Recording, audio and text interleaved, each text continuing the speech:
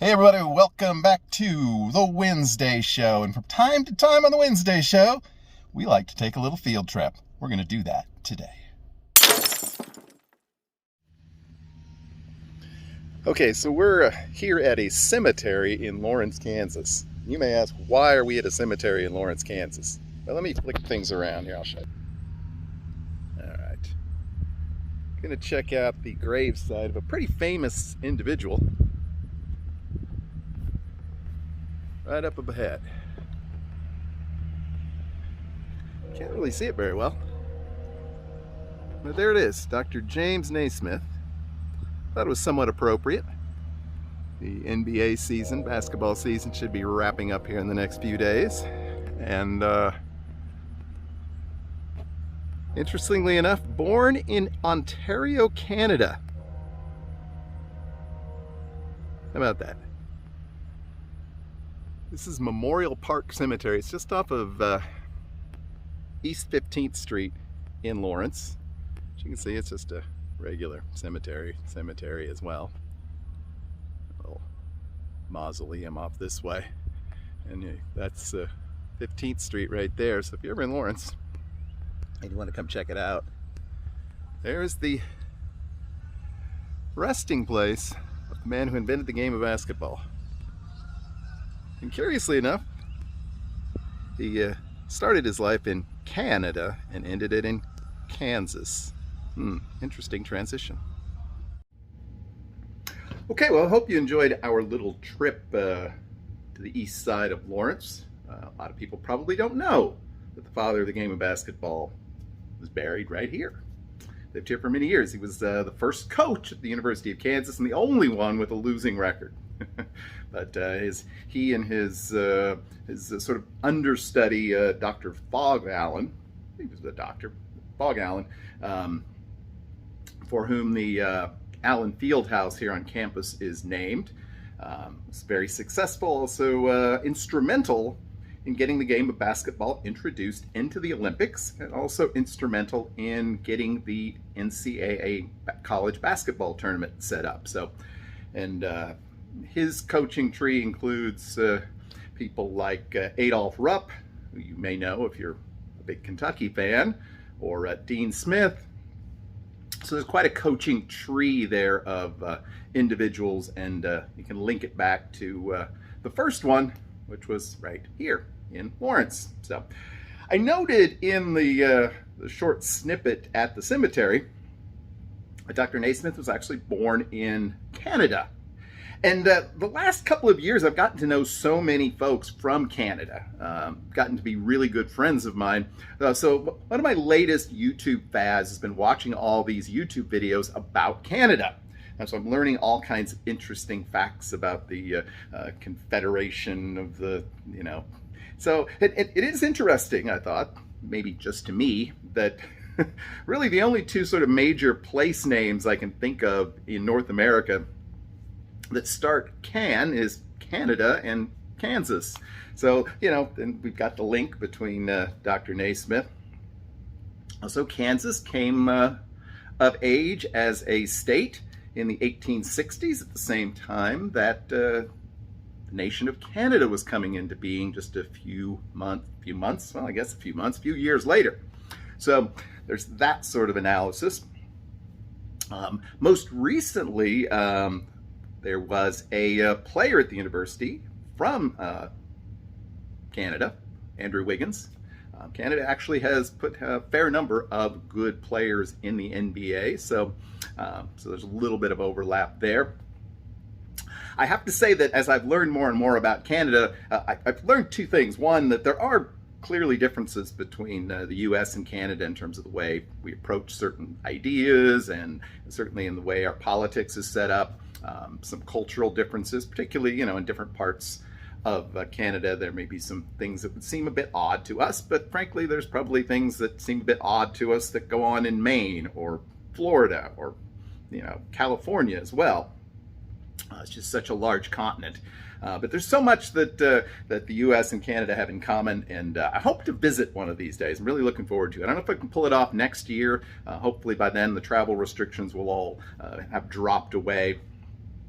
and I'll have an opportunity to do that. But just like I said, so many people that I've gotten to know from Canada, all the way from Vancouver Island. Crystal, who I believe we're going to hear from a little bit later in the show, hint, hint, all the way out to Ontario and several provinces in between. So just thought we didn't do a Canada Day special this particular year. We did last year. But yeah, I mean, I know people in BC, in Alberta, in Saskatchewan. I think I even kind of know a guy from Winnipeg. I don't know anybody from Quebec. And Quebec is certainly the interesting sort of part of Canada when you start when you start watching and learning a little bit more about the country. It's definitely different. There's nothing quite like that in the United States, but of course the U.S. has had its separatist movements over the years. Ours were not so peaceful as has largely been the case with some of those that have taken place in Canada. But yeah, and then numerous people that I know in Ontario as well. So I've always thought it would really be a great experience to take the train all the way across Canada. It's quite a long trip. I think it's probably like 4 days at least, but it has to be some of the most amazing scenery in the world. I was able to take the train from from just outside of Reno, Nevada, all the way through the Rocky Mountains and all the way to Omaha. So I have been on cross-country trains, but not all the way across the country. But yeah, it would definitely be fun to do that and just to see some of the sights of Canada as I've gotten to learn more and more about the place. Not everybody says a boot in Canada. Did you know that?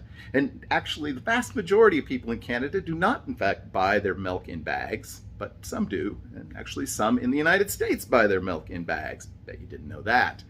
Not everybody loves poutine, and certainly not everybody loves Caesars, but it's pretty cool to get to sort of learn a little bit more about our neighbors from the north. I think most Canadians probably get altogether too much information about the United States, so we're kind of returning the favor today. And so that's one of the reasons we decided we would we tie Kansas and Canada and basketball and good friends from our neighbors to the north. Okay, so we're going to debut a new segment here today. It's not that new. It's looks kind of familiar, but it's PJ's back. He's now going to be on the Wednesday show in our attempt to keep the regular Vegas Weekly program more sort of focused in just on Vegas things. But he has graciously agreed to continue to be a part of this channel. And he's kind of changed up the approach a little bit. The show is now, his segment will now be called Cocktail Corner. As you will hear, he has a new sort of fancy female introduction that you probably may be able to figure out who it is, since I've already told you. And a new approach. And the idea, of course, is, hey, if you'd like to see PJ make a cocktail, make a suggestion. If you've got a particular recipe you'd like him to follow, let him know. You can, just leave a comment down below if you'd like. And if multiple people are in the mix, we'll do some kind of a random event to choose a winner. My guess is that most of you, if you want to see your cocktail made on Cocktail Corner, will have an opportunity at some point over the next several weeks if you decide to leave a note. So thanks again to PJ for putting this together. As always, everything here on the Wednesday show is a bit haphazard. We kind of don't really know what we're going to do until we do it. So let's watch PJ and see how good he is at rimming a glass and making this interesting take on a martini. PJ, take it away, buddy. Ladies and gentlemen, welcome to the Wednesday show and our brand new segment, Cocktail Corner, where you, the viewer, can send in your cocktail of choice and our staff mixologist PJ will make it for you right here on the Wednesday show. Now here's PJ with today's viewer cocktail. Well, hello, ladies and gentlemen, and welcome to the Wednesday show's new segment, Cocktail Corner. In this new segment, I'll be making cocktails for you, the viewers. That's right. All you need to do is send in your drink recipe exactly how you want it. We're going to put them all in a hat or on a wheel or something. I'm going to pick out a winner and I'm going to make that cocktail for you. That's right. It's going to be your cocktail, but I'm going to be drinking it. This week's lucky winner is going to be Crystal K. And you can see her link somewhere on here. John will have it posted, but right up here is her channel. So please check out Crystal K, Vegas Baby, you might know her as. John, you okay with that? You can post her link down below in the comments. I thought you could. Alrighty, so Crystal's drink of choice is a key lime martini. That's right, ladies and gentlemen, a key lime martini. And this is how she wants me to make it. It's got, we'll call it 5 ingredients: vanilla vodka, melon liqueur, cream, lime juice, and we're going to rim the martini glass with some very fine grated or grounded up graham crackers. And we're going to do that right now. Let's get started. All right, first what we're going to do is we're going to rim the glass with the lime here. Get this puppy nice and wet. Fantastic. Not going to need that. Then we're going to dip it in our graham crackers. Now I want you to know I was crushing this stuff up fine. Very fine, so we're going to get a nice rim because Crystal wanted it that way. She wanted a nice graham cracker rim, and we are going to do just that.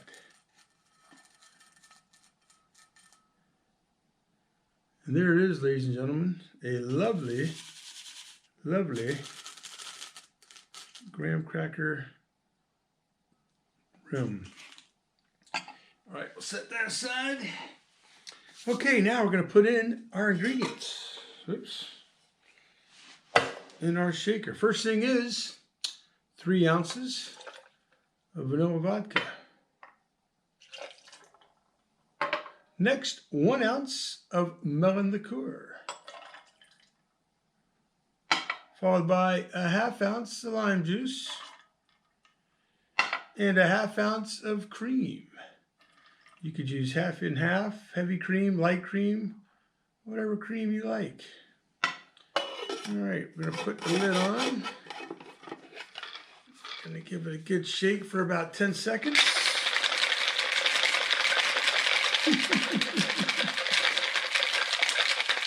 Once again, this is Crystal K's Key Lime Martini. Ladies and gentlemen, all you got to do is after the show, leave a comment down below of your favorite cocktail. And if we draw it, I'll make it. All right, here we go. Let's find out what we got. We're going to pour this right down the middle because we don't want to mess up our rim.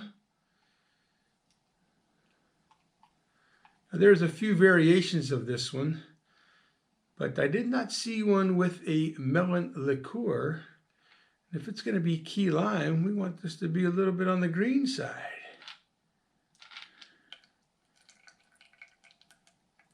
Oh, baby, that looks delicious.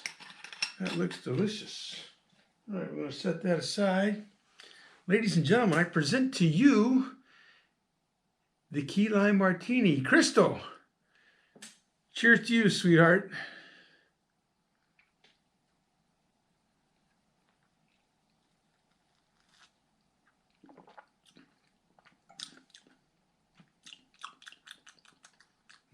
Hey, you know what?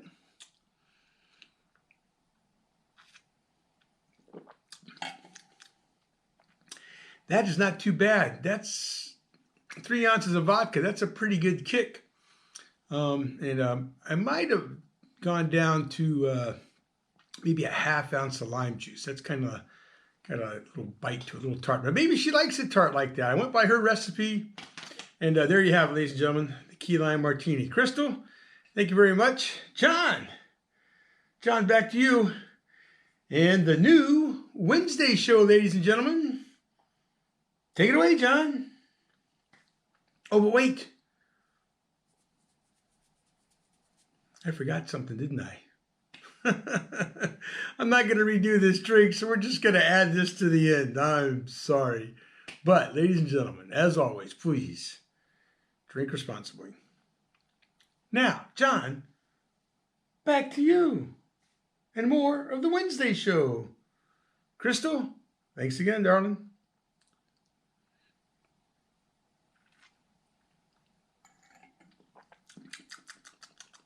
Don't forget to send in your recipe. We're going for a walk.